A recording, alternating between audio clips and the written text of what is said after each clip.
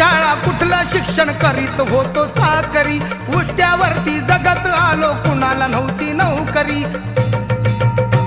आता पोरग कलेक्टर झालं ग बया, आता पोरग कलेक्टर झालं ग बया, माझ्या भीमान भलं केलं ग बया, माझ्या भीमान भलं केलं ग बया.